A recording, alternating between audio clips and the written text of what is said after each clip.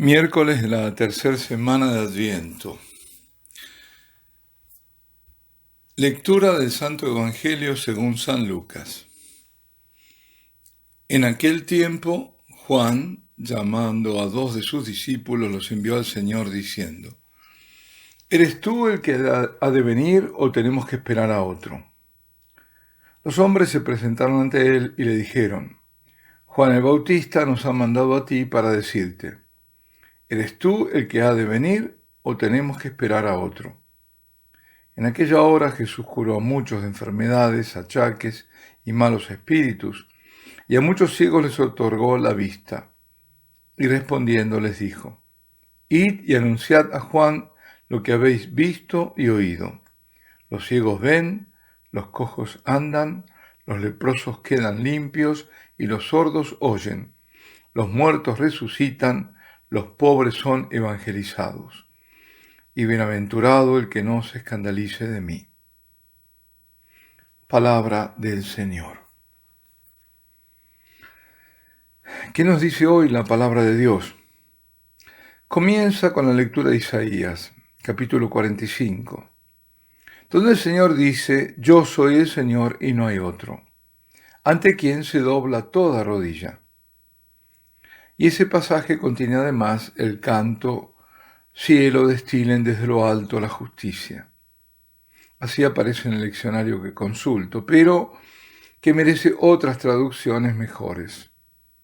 Desciende el rocío, cielos, desde arriba, y deja que las nubes lluevan al justo. Y corresponde al latín: Rorate celi, de superet nubes pluan iustum.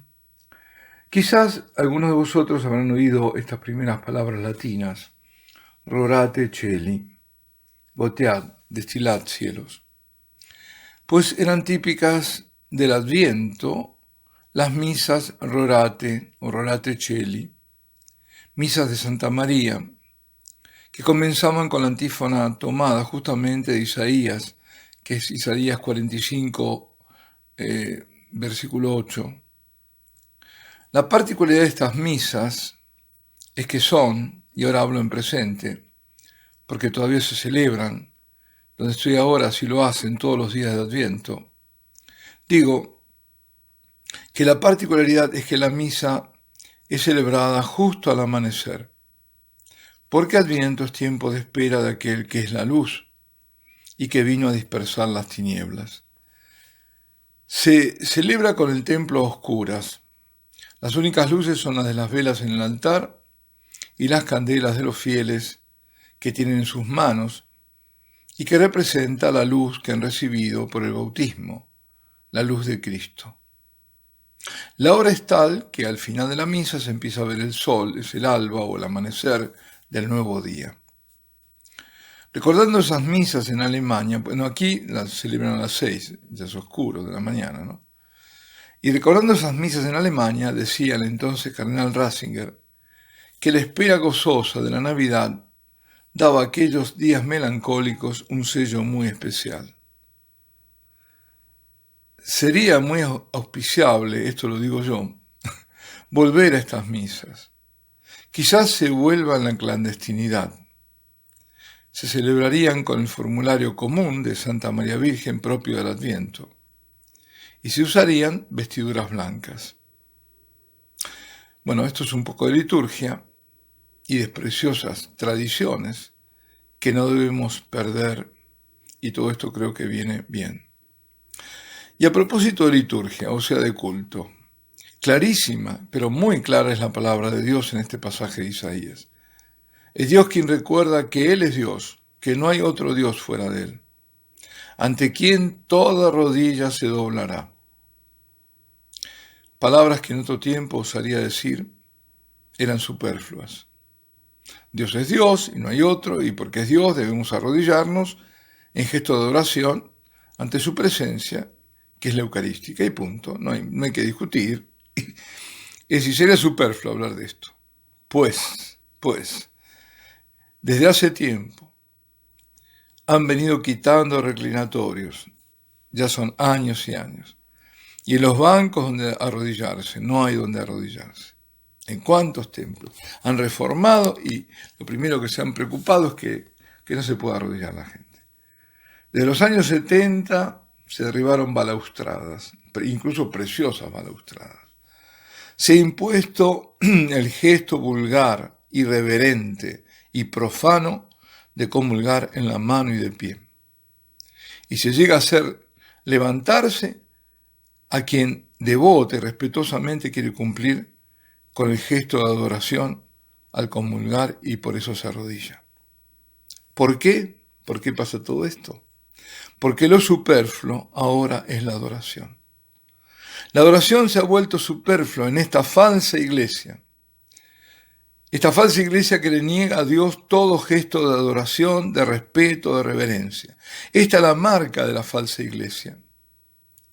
Es aquella que te dice que Jesucristo vino a derribar la barrera entre lo sacro y lo profano. Claro, así todo es profano. Por eso se profana impunemente. Bueno, impunemente para los hombres, no para Dios. La falsa iglesia será destruida con la falsa obediencia. Los profetas, y sobre todo este profeta Isaías, habían visto la venida del Salvador, del Mesías, en quien manifestaba que venía a salvar a Israel y más que a Israel, por Israel a todo el mundo. Es Dios que salva. Dios que salva en Jesucristo. Bueno, en ese momento era el Mesías, el esperado.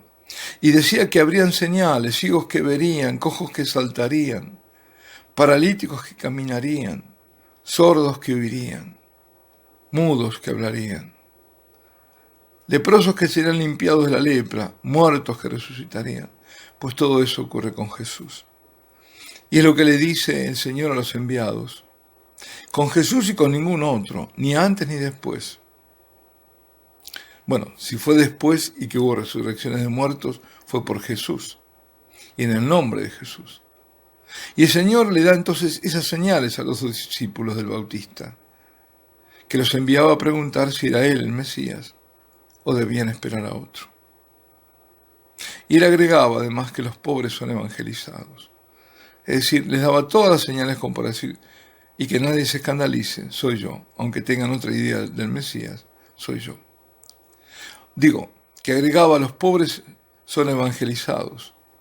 A los pobres se les anuncia la noticia de alegría y de esperanza. Los pobres evangelizados, no los pobres usados. Usados demagógicamente, incluso en la iglesia, para decir que se viene a hacer lo que Cristo no hizo.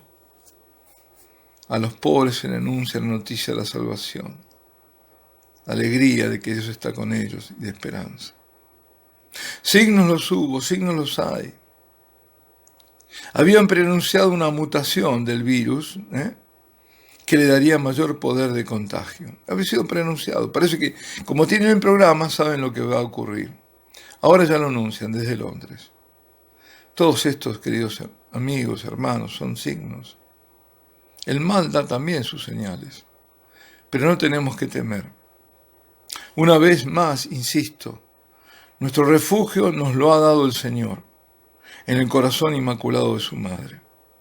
Renovemos nuestra consagración cada día y vivamos de acuerdo a esa consagración, que esto es lo importante. Y no olvidemos cada día de invocar al Espíritu Santo. Tenemos esa preciosa oración dada en Ámsterdam y tenemos que hacerlo todos los días y reparar todos los días con la corona de reparación. Y si es posible, delante del Santísimo, esté expuesto o no, si es posible, sino delante de un crucifijo y de rodillas. Que los cielos descienden desde lo alto al justo. Ven, Señor Jesús. Tú que viniste a habitar entre nosotros, regresa y sálvanos. Y la bendición de Dios Todopoderoso, Padre, Hijo y Espíritu Santo, descienda sobre vosotros y permanezca para siempre.